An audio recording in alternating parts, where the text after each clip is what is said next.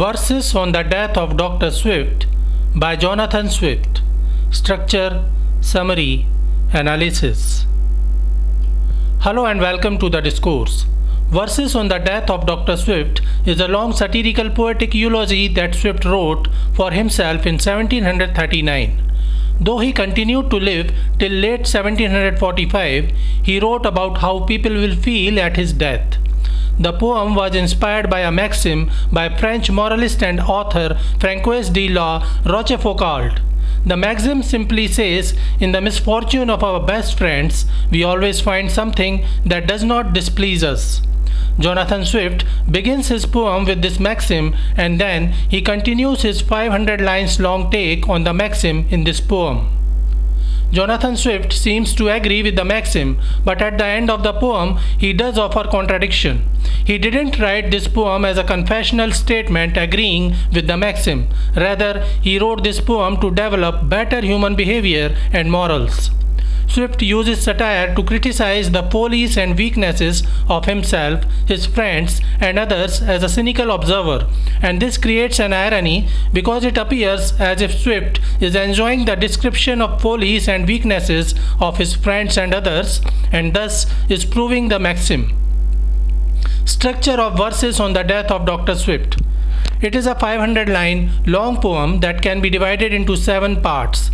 In the first part, Swift introduces the maxim by La Rochefoucauld and explains it with examples in common life. In the second part, the poet discusses his own life, friends, and acquaintances while relating to the maxim. In the third part, Swift implements the maxim to observe the behavior of onlookers of Swift's last illness. In the fourth part, Swift imagines his death and discusses the public and political reaction it would entail. In the fifth part, he discusses how his friends and acquaintances will feel at his death. In the sixth part, the poet reflects on the fate of his work 1 year after his death. In the last part, Swift offers a eulogy for himself as a detached observer. Summary of verses on the death of Dr. Swift. Section 1, lines 1 to 38. Swift states the English translation of the French maxim by La Rochefoucauld above all, and then he begins his poem while describing the essence of the maxim and says, "In all distresses of our friends, we first consult our private ends, while nature, kindly bent to ease us, points us out some circumstances to please us." Swift simply states that human by nature is selfish, and to support this, the poet offers 4 hard-hitting facts from common life. Firstly, he mentions that no one in a crowded place where people have gathered to see an action wishes to have his view obstructed by another one, even a close friend, standing at a higher position. It fills us with a sense of loss. He then says that the competitiveness between close friends may instigate the friends of a hero to wish his laurels cropped. That is, the friends may wish to be a reduction of the hero's accolades, or they may wish to get bigger accolades to outcompete him. The poet then says that it is always easy patiently bear the pain and illness of another one, while it is always difficult to go through the same pain. That is, even though we may feel sympathetic towards the other one in distress, we can never feel the same pain that the other one is going through. In the fourth example, Swift brings up his profession and says that no poet would want to see others write as well as he. Swift then proclaims that selfishness and pride are implicit in human nature and says, "The strongest friendship yields to pride unless the odds be on our side." Section 2, lines 39 to 72. In the second section, Swift offers his misanthropic view and says, "Vain humankind, fantastic race, thy various follies who can trace?" After establishing that selfishness and pride are implicit in human nature, Swift satirizes and impugns the honesty of those who claim that they are sympathetic and altruistic.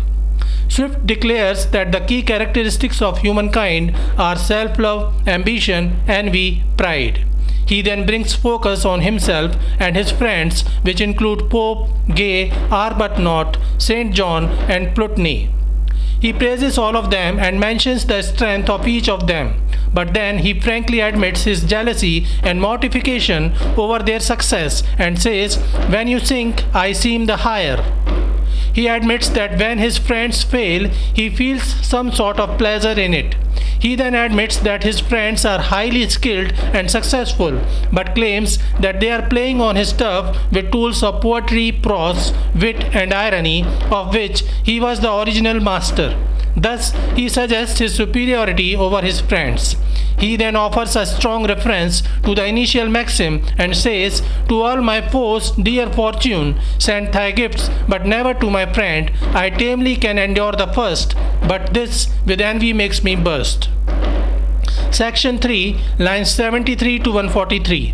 After exposing his own jealousy, envy, and selfishness, Swift targets his friends and imagines how his friends would react at the news of his last illness and wonder what profit would they gain by his death, and says, "My special friends will try to find their private ends, though it is hardly understood which way my death can do them good." He then imagines the good and says that after his death, his friends will discuss how his wit and sarcasm were getting weaker and weaker with his growing age, and will exclaim that they are better than him as themselves, and reasoning thus, "It is not yet so bad with us." He then proposes a hypothesis and says if some of his friends prophesy his death at his illness, then he would rather wish that he dies, otherwise his prophecy would prove a lie that he wouldn't like. Section 4 and 5, lines 144 to 204 and lines 205 to 242.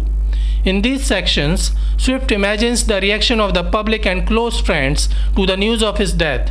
In the fourth section, he describes the imaginative reaction of public and political offices to the news of his death. In the fifth section, he describes the reaction of his friends.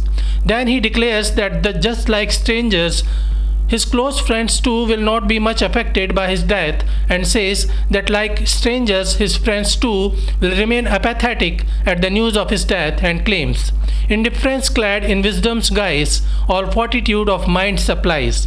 He says that his friends will offer reasons not to worry much and remain indifferent because, as wisdom suggests, all good things must stand and all good people must die. Swift again reflects on the maxim of La Rochefoucauld and says, "When we are lashed, they kiss the rod, resigning to the will of God." That is, when we or someone suffers, our friends say that it is the will of God, and then they praise God. Swift suggests that his friends will hardly be concerned by his death. While he mentions that he wishes no ill will to his friends, he certainly shows them in bad light. The self-centeredness of his friends and humanity in general can make the reader feel bad for being a human. Section 6, lines 243 to 298. In this section, Swift imagines what would happen to his literary work after 1 year of his death. He then says that his death would be pleasing to the new emerging writers, as their works will rise to the status of best-selling literature, while the popularity of his work will reduce. He then imagines a squire visiting Lintot, the bookseller, to inquire about Swift's work, and says that the bookseller will probably answer, "Dean was famous in his time and had a kind of knack at rhyme. His way of writing is now past, the town has got a better taste." In a way, he demeans the new writers who take the help of scribe to take their place on the bookseller's shelves. Section 7, lines 299 to 484. In this section, Swift offers a eulogy to himself and suggests that he lived a calm life, quite indifferent in the cause. Swift says that when a successful person dies, even their minor acquaintances pretend to be close friends to the deceased, and they do so to gain profits from such suggested connections with the person of reputation who just died. He then says that his death too will offer an opportunity to many such mad people and fools who will pretend to be his great friends, so that they may gain something from these false connections with the dead man. Thus, even after his death, he will get some mad and fool friends. He further says that though selfishness is innate in human nature, he was different and selfless. He says, without regarding private ends, spent all his credits for his friends. He establishes that though the maxim of La Rochefoucauld appears true, he is an exclusion. He then explains the nature of his literary work and says that malice never was his aim. He lashed the vice but spared the name. The purpose of satire is to reduce the position of others while elevating one's own position. Swift does the same by declaring that all others, including his friends, are selfish, self-centered, envious and proud. He is an anomaly, a better and honorable scholar. So this is it for today. We will continue to discuss the history of English literature. Please stay connected with the discourse. Thanks and regards.